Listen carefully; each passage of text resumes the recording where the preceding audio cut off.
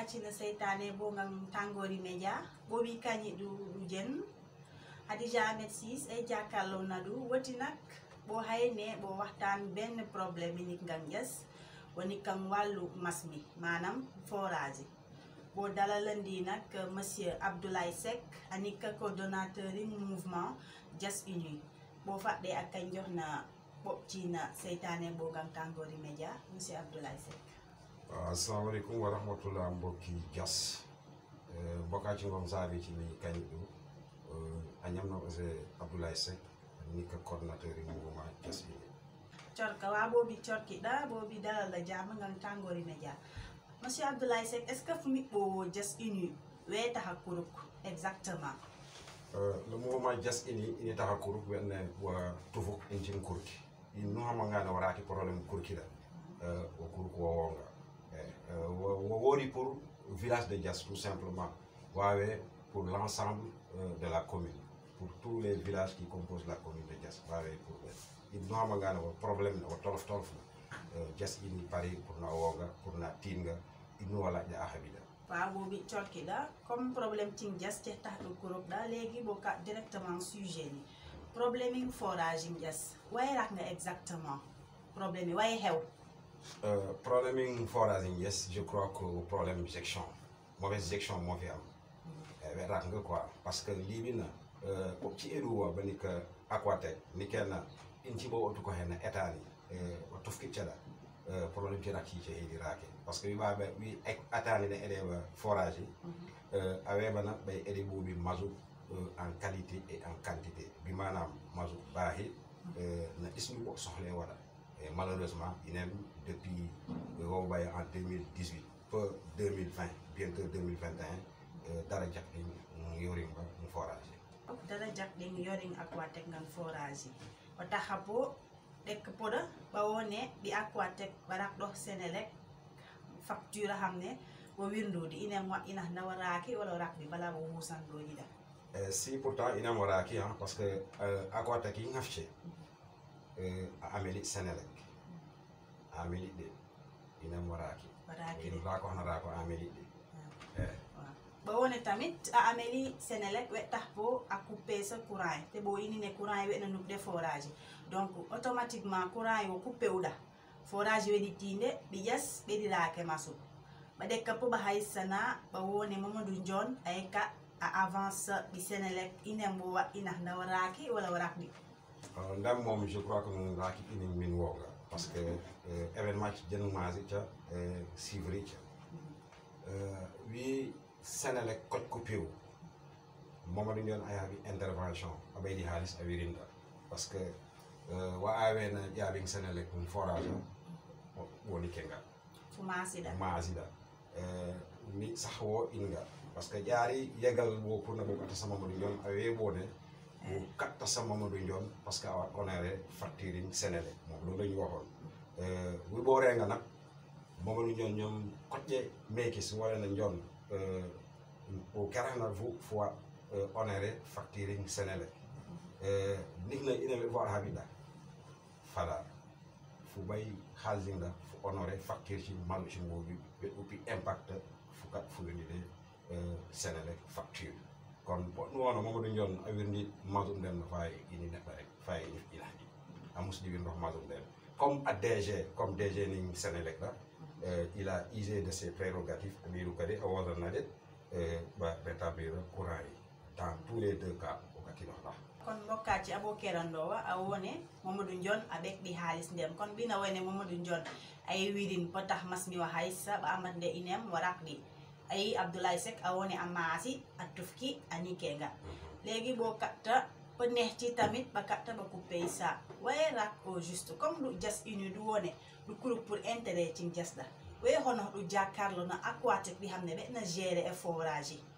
ɗu lijante inen po ning ne ɓarak ɗo hit Senelec ɗa ɓa wirin ɓa ɗu gérer um ɗoɗɗi po Mamadou Ndione sax a minen sang yaɓga a jabante a kade a haye par ce que tam négociation entre DG inen weɗi woye de omin di continuer chaque jour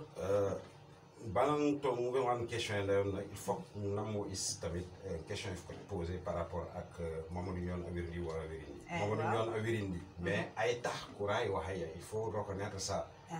waskana ci wo coupé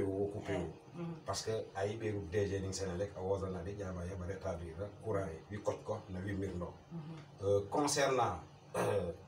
Aquatec pour na respecter population e yes ɓarake masu tout le temps inen mbuuɓi ɗi nga ɓe tax sax ɓo asan combani Aquatec ɓe tax ɓo asa ɗoɗ kurki kareɗan mbuuɓi weeɗaɓana ɓa kawirdat facture woni ke slogan pour no Aquatec ami respecté ɓooɓi fo mara gara Aquatec a poyi a raɓɓi courage pour no asɓe kurki a haaɓi ini neɗɗenga parce que ya jes ini qui est là a pari pour no besna noon asndi une fois a asi ɗoɗ kurki pour no ko coupé mawcu ɓooɓi wonarake ɓanga ɓoɓano ɗeɗi coupé ɓo ndi poɓa cot comprendre inen ɓooɓi ɗi nga finine hiño wara rak finwa hiñoxse hiñox ɓo processus ɓoɓo cour ɓona Aquatec dégage fina Aquatec dégage ami dégagé woti ami dégagé aɗi ami dégagé kim ami dégagé aɗi fino kim comme ami dégagé aɗi sax faf le problème wira wa wiri wawse wo rek poyi ndeyi mbileni a musɗi degu yaax ndeyi mbileni probléme fi mara kata c'est l'état c'est l'état parce que état ni ay ɓay forage cini kenga forage cam ngan ci uppi tin ci uppi puli haalis lu mel ne wing ñees na wing ciki ak yeneen a privatiser sa ca eta ca Aquatec léegi nag an Aquatec ɓotu ko xona Aquatec aɓay awecida e ele ɓuuɓi masu en qualité et en quantité Aquatec nag inen a respecté ɗa ɓe warande hiño hiñ fort in ci Aquatec na haɓɓe ɓooci a cour a coupé courant e kene wokine wara clésé ɓooki nahantenade nahante nag wara rak iski hamagane wayewe nga parce que miɗɗo zinjinden no ɓo waxtaan naɓa pour ɓo tombe sa d' accord naɓa ay point jeni ki 10 point ɓo degi taɓa ca les 7 point ɓa accepté sa ca ko iski moyenade ndi raɗɗi point hamagane ɓa satisfaire ɓe waraki amul kon donc ɓo raki droit ɓo koru ɓo nam mek soh fini ɓi Senelec na ɗokɗo heeɗe pot ba coupé courant yi bo rak droit bo nam ni do ki pot ndax to ko kurki mais comme rak ini bo signé na de te hiño bo processus da il faut bo namde na de bisu te ini bo am nga wenne bo kare ka mbobi bo ila wana ba ka wirnda bo kisanga bo bana bo wirnda fi na zavi a nyami il lewal zavi kocet bo yama nga naf savi fa nyami ini lewdi bobi be consommer masse bi te bo gamini ba wirnde watte wi mo d'ordre no levese wa tombé en mois de novembre après no mois de novembre wala ba tombé na ouverture classique léegi day métti ci population bi ak Covid bi ak affaire yooyu léegi si bon we tax boobu ba wirindi mais j'en suis sûr et certain que mois de décembre yi wo passé da wala bokk wo kanda boobu bay wirnde facture ci la te boobu ɓe wirim fini bo anda bokk ci ba wirnda nag ɓe mindi nit ba hay en riche wasino rek batu bo wirin bo mindi nit c'est impossible mais nit ñi ñu ngi fay ndànk te autre chose la ki ñama ngal manam da wo bobi benn facture mois de novembre état ni avec une subvention de 5000 francs Covid rabi mbi nga sax facture ci nga ba bay ci waka wirnda dal amana ba mi elo hali dremino wala sax ba dokno parce que ba subvention nu 5000 francs def mar facture ci la ini up lay facture ci ini up lay nga ci de ni usagé ci ba wirndeli limite 2000 francs ini up lay nga comme ce qui veut dire que état bi bu dugalee benn subvention de 5000 francs facture ci Aquatec xaalisam bay xaalis di isutda ak am urine courant yi kon donc Aquatec ay boo yaw inja ay teacher léegi nag comme du bin commune de Diass da du hiño hen Diass mairie ni hamne ɓe jiite commune jen ndaba tuf ko hidu way tuf king bangang hiño hida hiño parce que masu mom bo min di pes sans masu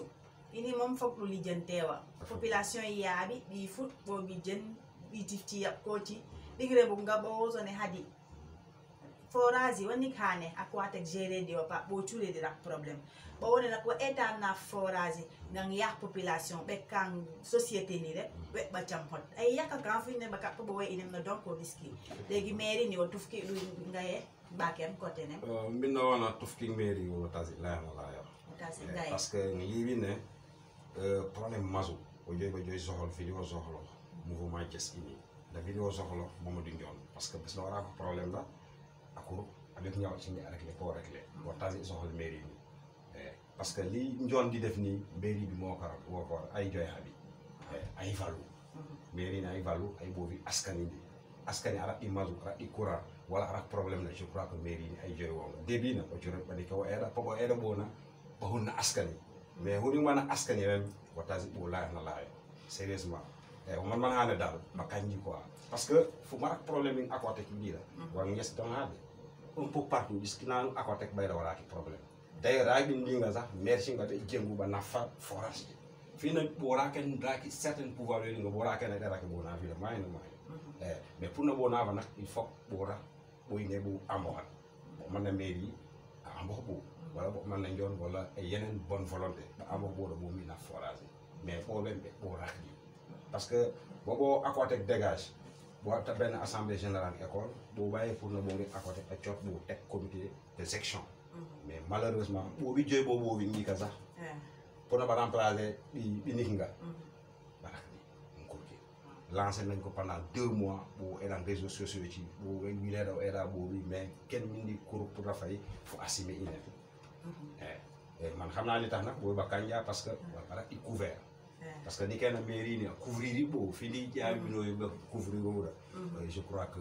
era ke bo ko ina aquatek population yi nak wona mi rak part de responsabilité parce que population yi fay ñoo de di hiñu yi fu ñin ci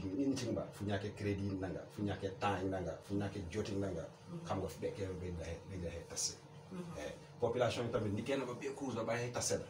bon hat bu am ho ni bo ini ba hay ba am ho bo ngale je crois que mo di da problème aquatique mais problème fi gis ci jeen ci hen ray légui du just ini woné d'accord que pour intérêt ci ngess légui fi woné mas mi problème yi Njon haye da Mamadou Njon monsieur Mamadou Njon ni que directeur général in COSEC ay na haye a wona ba ko tokin est-ce que réellement just ini tamit a o mek so bo na way Njon talien Njon est-ce que intérêt ci ngess ci tax do kuro est-ce que do nit di politique du jéme mbubo intérêt ci ngess parce que boy ne Mamadou Njon na bi mairie ba jenn ba Benno Bokk Yaakaar mais Benno Bokk Yaakaar ci deux partis ba hadi wa est-ce que do mbubo di politique aussi est-ce que da approcher mairie ni fini la approcher Mamadou Njon tum na ko Mamadou Njon ino rakada ay na he mairie ni wet na he non Mamadou Njon musuñu ko approcher OK mairie bi tamit musuñu ko approcher mairie bi dañ fay dem parce que ñepp la fi nekkal maire ya valu pour bobi hunade avalu pour askan jen bi langé na bi langé na kon donc soxla buñ fa am dañ fay dem inanu bokur pour no bo habida bo na ko mairie la parce que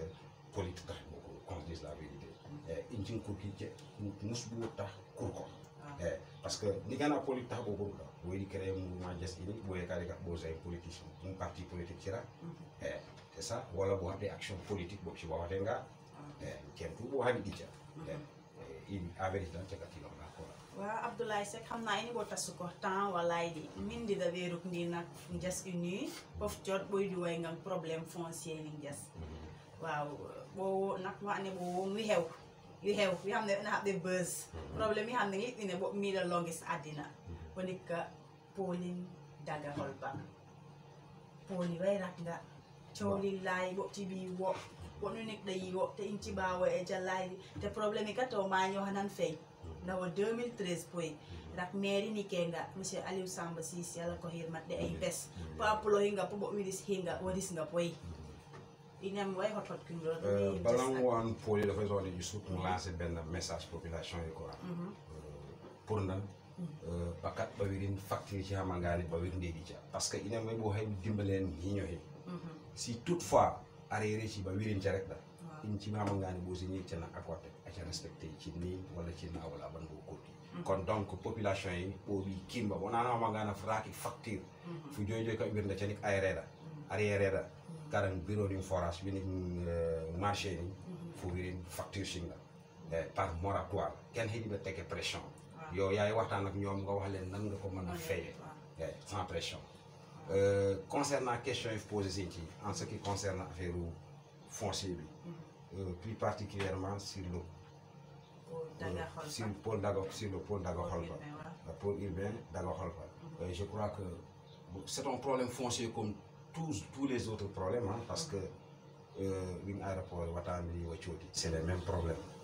in caɓat digue si ciwi rek ɓoɓay ɓowaɓi aéroport ida ɓoɓay ko ɓucuni baka andi jeeyanga ɓoyɗo haɓɓiɗi ini ɓoyɗo haɓɓiɗi ini forage dararak ɗi gacca c'est le même cas comme le pôle Daga Holpa pôle Daga Holpa ɓiɗɗo wona hiñoyi ngo som tardé ñun yàgg nañu wax ci pôle Daga Holpa man archive yi mën naa la ko génnee def nañ ci point de presse ci buntu commune ba ñu def ci marche ci pôle Daga Holpa bañ koy def dina wee nga woti rak bande waaw moment boobu bu ñu jógoon ñoom ñëpp kon rek la nañu affaire du pôle Daga bu yàgg qu'on se dise la vérité comme union waa weeso yi di la bay ɓi ngaf ba nabu parce que boobaa comment dirais-je collectif yi ci collectif yi ça représente village Siamangane ci impacté ki Diass Mbayar Holpa Daga Kandam même les Samkin et consorts Cemtu wala li ci ay Holpa ak yooyu Cemtu wala li ci population Cem moment ci ɓo Kourko ba Kourkenda je crois que ini ko heeɗa wisse fu marakala pooli o avancé à pas de géant ƴaaɓi ɗem ɗi ɓawa délimité affaire yi pour no wawi waccam travaux ci mbaɗ def marak pooli wino kattinoɗo ay logement lay fay def 60 000 logement 60 000 logement cam ɗum ndemɗa ca gueno logement no ngaɗa ɓo kanak rek ɗa ba 120 000 habitants ɓeni upat population e Thiès kon culture ngu no politique ngu ca tuuf marakada c'est menacé pooli o jalla parce que ɓeni ɓo upat population e Thiès miski ɓo tollondi fu marakada ça tourne autour de 60 quelques mille population commune Jem léegi logement Jem Cem ci haɓɗum pooliɗa ci haɓɗum ngaɗa wala ɓo kanak dong logement nanu ngaɗa ɓo kanak dong ba gen ngaɗa ɓeɗi fu ba menacé culture mum safdi bono jomɓe wi ça tend à disparaître e politique ina inti jeeyi mbawi ba nafte ba am tan yaha kon donc hiñoyinaño sen pooli population e tuuɓo jogi pour ba am nga ay paysan ɓe cori bour mbaccen yonci bacce ɓay ñakkana ni plan pooli tout woni tisi wo xam nga te li fi ëpp wo toonu léegi boo wi toonuta bo ci ton bacce ba wim doon bacce na tous ces questions là ɓe jojoje ɓay ñini ba haɓe ɓe jojoy so population ɗi maanaam mais population e ngafce ɓo ciɓa adje ngadi wena ba mendiɗe mais ba tasi laayo na laayo par ce que ɓooyi ɓe ɓayla ɓa valla ɓa ɗaɓɓan ndekkiɗa sohlaji ngof jojojoy tufu par ce que ɓa valluɗi pour hafɗa mais marak commune Thiès fiɗo wa kaɗoyɗa wosam man hande dal ƴeyaɓi niki noɗo niki hafɗa quoi sérieusement par ce que ɓi laayi ngawa bo muslim liggéey ko ɓaɗa ɗi mecce mais woti ɓe millionnaire ci ɓe milliardaire au détriment de la population. Yes, il y a absolument rien du tout. Là, il est là. Canal, il est marqué depuis quand? Pour y revenir. Foyer de jeunes. Pour y venir depuis 20 ans, plus de 20 ans. Foyer de jeunes, on va dire que Canal, il est 17 ans, il est rose, il est 4, il est rose, il est 4. Comment que pour le pour budget, on va voter pour le foyer de jeunes. Plus de 20 ans. Et chaque jour, il y a un foyer des jeunes. Wazi, parce que cette année-là, il y a un finalement, caché parce que il y a un casé dans le canal, indexé de AIBD, il y a une émission télé qui est pour TFM, une émission là, où il y a un canal, il y a un pôle Daga Holpa, il y a un problème foncier. Pour finalement, le canal, il y a un bon on a voté budget pour le foyer des jeunes mais beaucoup de nos autorités là pour lancer un appel pour tout askan parce que Siamangane ci raake autant boo di nangu mu ci continuer ci raake jamais au plus grand jamais di nous laaj on est prêt pour nous et le boni kan bu pare pour nous sacrifier problème bi ci rek monsieur Abdoulaye Seck coordonnateur du mouvement Just Uni boobu Corkida population bi nag pour ñi déggul séeréer monsieur Abdoulaye Seck nee na ngeen dem honorer seen facture ndox par moratoire su ko defee waa Aquatech mën a respecter tamit facture courant bi ñu fay ko Senelec dootul coupeeti ndox dootu fi ñàkkati xam naa nag dinañ ñëwaat ci ay yeneen jotaay waxtaan bu gën a xóot monsieur Abdoulaye Seck faye aspan bob ci tagato pour non kiñoy bo mi na gagner ben bakat ba wirin facture ci par moratoire wenne parce que la abi ñu nga bakkan hadi tuba fo moratoire be ina yite ko moratoire na kadda fu waxtan na boy fini vete wen non étalé pour on dirait de 8 mois minni asni mo ko pour njoote ngadi remercier Tangori Media mi ciorki dum est-ce que ciorki nis ñande du ko ini duwa adu ina yalla ko ndo duwa barke ni Muhammad Rasulullah sallallahu alaihi wasallam in ci xamangane nak ci tax bo kuru te ci nek défendre in ci kuru ki ko ambo bo nga ko ngir ñin ci bo hota el bo da sax ku bu ci ngo wala set ci ngo bo hota waaw ciot ko monsieur Abdoulaye Seck mo kaati ine met bo haywoti bo waxtan ngam walu forage na monsieur Abdoulaye Seck yi xamne ay coordonnateur du mouvement Just Uni mi ciorki bi am ngam liggéey je remercier Babacar Faye mais remercier Salimata Seck yi xamne ay nit ngam technique yi montage caméra ni Abdoulaye Seck aussi la ki boy funna de atokuna Ousmane Dione mi ciorki da ay hunna da afata da fo xamna ne abo vendi tamit da inci fo de ci ay woy mi nak mi ciorki yi bo Salimata Sis mi ciorki Ilias yi xamne am ngam technique na rakani ngonday abidjo mi ciorki tamit jaarlo he tujo he kahando anika Ahmed Sis mi ciorki du jeun